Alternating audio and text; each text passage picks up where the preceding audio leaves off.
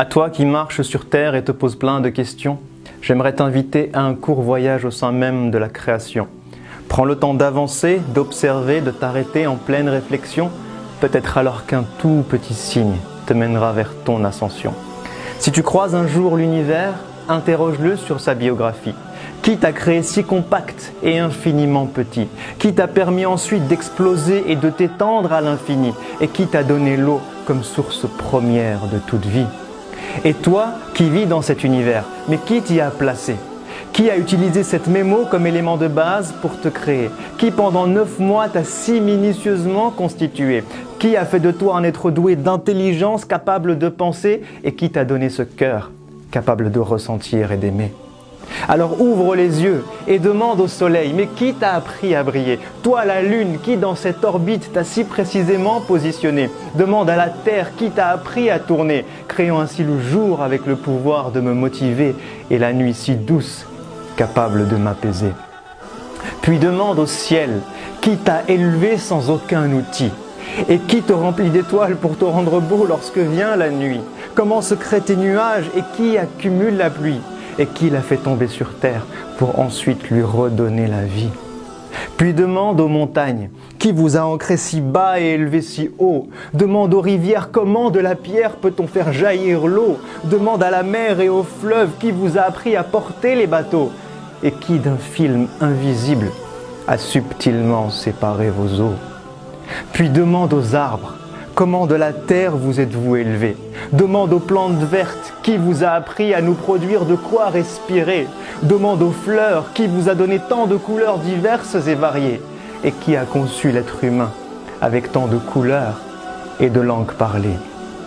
Puis demande à l'oiseau, qui t'a appris à voler jusqu'à l'horizon? Et pourquoi mon cœur s'apaise-t-il lorsqu'il entend tes chansons?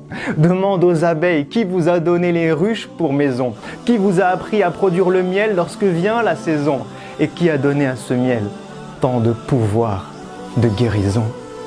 Puis observe-toi et regarde tout ce que tu es capable de faire. Qui t'a donné la faculté d'évoluer chaque jour depuis l'âge de pierre? Qui t'a appris à contrôler tant de choses entre ciel, terre et mer? Mais incapable de créer ne serait-ce que la plus petite mouche sur terre, ou même juste de récupérer ce qu'elle aurait volé du plat que tu préfères. Et si tu te promènes un jour dans un lieu chargé d'histoire, médite sur les traces de ces peuples qui ont connu la gloire. Pharaon et les autres, mais où est passé votre immense pouvoir? Qui vous a fait disparaître et a laissé vos vestiges pour mémoire? Qui a noyé Pharaon et épargné son corps pour que toi tu puisses le voir? Et qu'en ce signe miraculeux, les hommes puissent un jour croire.